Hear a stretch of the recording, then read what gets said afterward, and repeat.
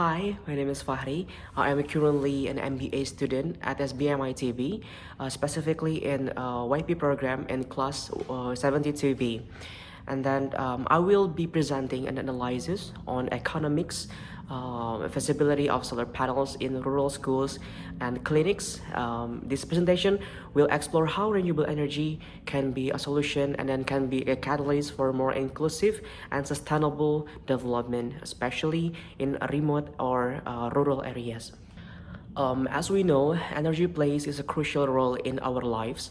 Ban Ki-moon stated, energy is the golden thread that connects economic growth, social equity, and environmental sustainable.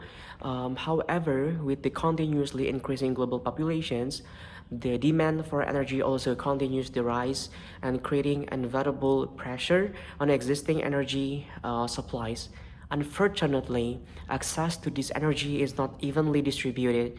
Vital facilities such as schools and clinics in rural areas often face difficulties in accessing adequate electricity supplies. Let's take a closer look at the challenge in these two key sectors. In the education sector, a 2020 report revealed that on average, only 29% of schools in rural and remote areas were connected to the electricity grid. This directly impacts for the quality of education as the lack of electricity limits study hours and hinders the use of modern technologies. Meanwhile, in the health sector, despite the high national electrification ratio, rural community health centers still face serious challenge. In a study in South Kalimantan, for example, showed that only 47.1% of community health center still rely heavily on generator as a primary or backup power sources. This dependence not only means high operational costs but also an unstable power supply, which can impede the operation of vital medical equipment and the storage of important medicines. In the face of this challenge, solar energy has emerged as a highly promising solution. Solar power plants or PLTS in Indonesia harness the abundant and clean energy of the sun.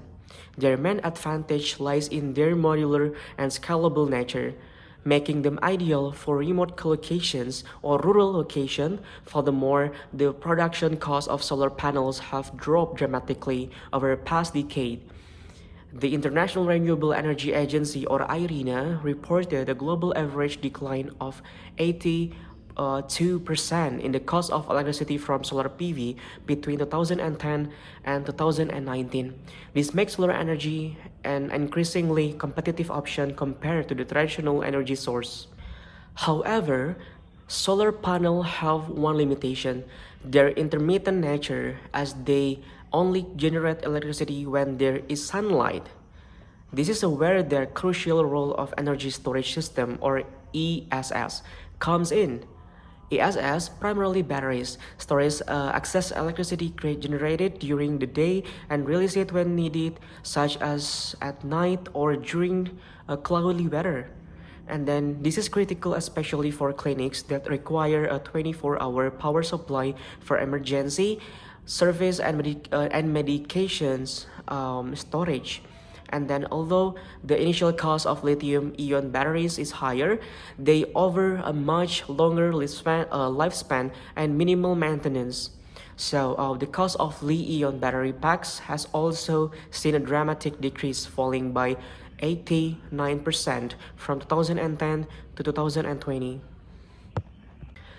So now let's go to the core of our analysis, like economy feasibility. The initial investment, or capex, is a key considerations. The main components are solar panels, inverters, batteries, mounting structure, and installations costs. Although the initial cost may seem substantial, it's important to consider the global downward price trend. And then the cost of solar panels and Li-ion batteries has dropped by more than 80% since 2010. And then, for example, a 5 kWp off-grid system sufficient for a small rural school or health center might require an initial investment of around 100 million rupiah to 150 million rupiah. This figure aligns with estimates from the Asian Development Bank for mini grids in Southeast Asia. The greatest economic advantage of solar panel system is their very low operational costs. They eliminate the need for expensive diesel fuel for generators, which in rural areas is often compounded by highly transformations costs. And then, for example, a rural health center could save approximately 54 million rupiah annually on fuel costs alone. And then, in addition, maintenance costs for solar panels are minimal, much lower than the maintenance for generators, which can cost millions of rupiah per year. With significant savings, we can calculate the return on investment or ROI and then the payback period. If a system with an initial investment of Indonesian rupiah, like 120 million rupiah, generates annual saving of 50 million rupiah, the annual ROI is approximately 41.7%. The payback period is very quick at approximately 2.4 years. And then after this period, the electricity generated by the system is practically free for the rest of its life. And then this concept is supported by a study in Indonesia that found the LCOE and then or average cost of electricity per kWh from solar PV battery hybrid system can be more competitive than diesel only generation in remote areas.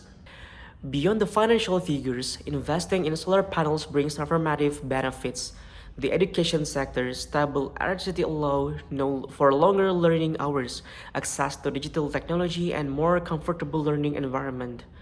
And then in the health sector specifically, electricity is a key to operating vital medical equipment, safely storing temperature and then sensitive vaccines and drugs, and providing nighttime emergency service. And then on a social level, these projects can also create local jobs and stimulate the village economy. Environmentally, solar panels help reduce greenhouse gas emissions and local air pollutions, aligning with Indonesia's commitment to the global climate targets. So, last one, to accelerate adoption to ensure sustainability, strong policy support is needed. I recommend that the government simplify regulation and licensing. We create innovative and accessible funding mechanisms and launch national training programs for PLTS technicians in rural sectors. And then furthermore, multi-sector collaboration between relevant ministries, PLN, and private sector is crucial to accelerate this implementation. Finally, a robust monitoring and evaluation system needs to be established to ensure project efficiency and document success. So, that's all my presentation. Thank you for your attention, and then see you until next time. Thank you.